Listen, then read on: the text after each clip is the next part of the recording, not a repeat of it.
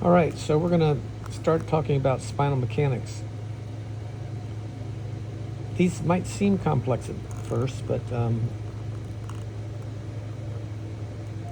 really not complex once you start to wrap your head around it. So let's see if we can kind of figure out how these work.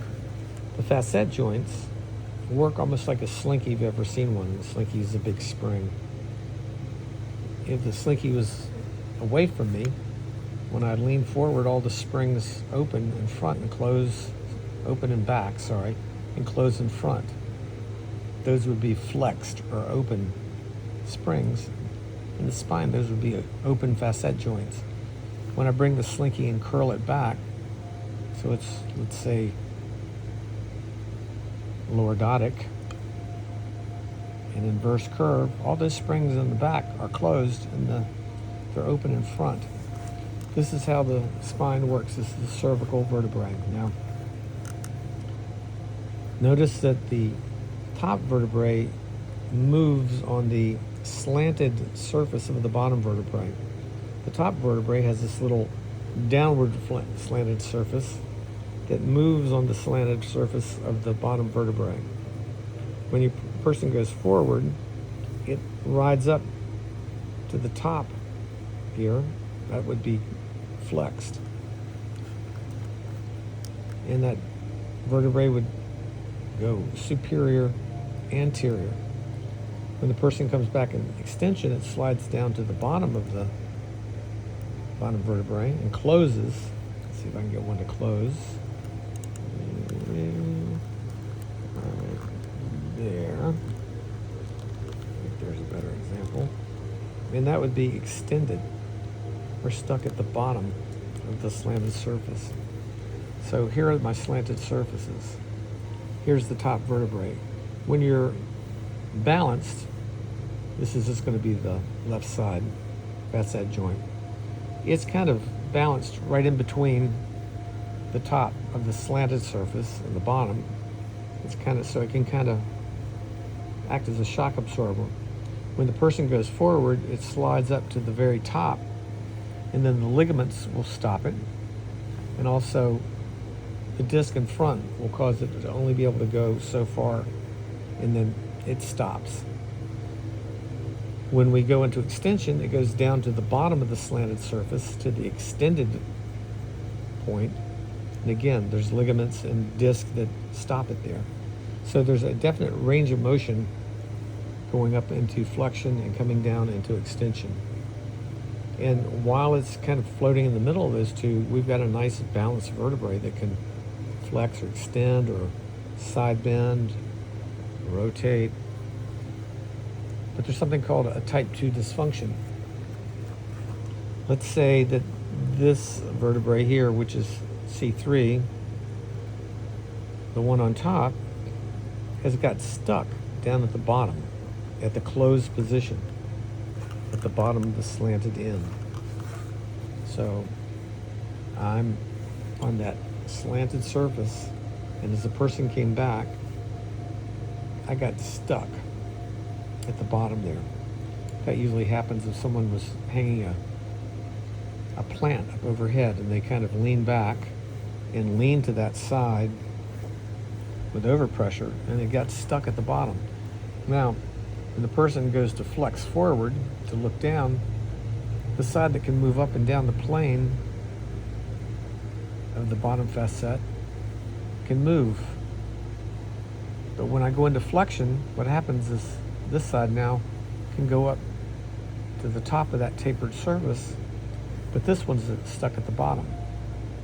So if I was going to write that dysfunction, I would write E, extended. That's the position that it's stuck in.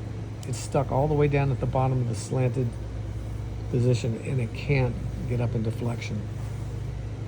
It's found in flexion because when I flex forward, the dysfunction shows up because this can't move up the slanted plane. This one can. So if I had my finger on either the facet joints or the transverse process and the person leaned forward down to that level, I would feel this side ride up. And if I was going to write that dysfunction, I would write extended. That's the problem. We don't know which side is stuck in extension right now, but we know one side is stuck in extension. But the way we know it's the left side is because now in flexion at that level, this hand is higher than this hand. That's side bending on the coronal plane. Okay, so if I put a pivot point there, that's the coronal plane. So it's side bent to the left. It's also rotated to the left. Now, how the hell does it get rotated? Well, the bottom of that slanted end is more posterior or closer to me than the top end. So when this is up at the top of that slanted end, it kind of looks like that. This one is higher. It's also more anterior.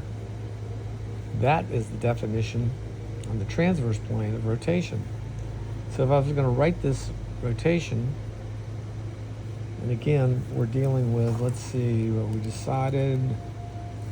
Yeah, so let's say 2 on 3, I would write C2 extended, side bent left, rotated left. You know exactly what was going on here. Now, one of the things you want to get is rotation always occurs in the front. So if I had two eyes here and I looked to the left, the transverse of the spinous process goes to the right. Because if I rotate to the left, this side is going to the left and this side is going to the right. So one of the things you want to remember, because this is the way we find these things, if I had C2 that was extended, side bent left and rotated left, the spinous process is going to be stuck to the opposite side. So if this is side bent and rotated to the left, the spinous will be kicked to the right. Okay? Hope that makes sense, because you're going to need to know that one in your sleep. Now, say this, let's go down here to the C3. Let's say this one got stuck in flexion. I leaned over, or I looked down with my neck, and I turned my head to the opposite side, and it pried this one open to the very top, and it got stuck there. The way I would write that is it's stuck at the top. That's the flex position. It can't go down to the bottom extended. So it's flexed. But again, that top vertebrae now is stuck at the top. When you have a flexed lesion, just the opposite of this extended, it's side bent to the opposite side because it's on the high point. And it's also, it rotates to the opposite side. And the spinous, or I call them shark fins sometimes, is rotated towards the flexed joint. So I would write C2 flexed, F, SB, left, rotated, left, spinous, right. Once you know this in your sleep,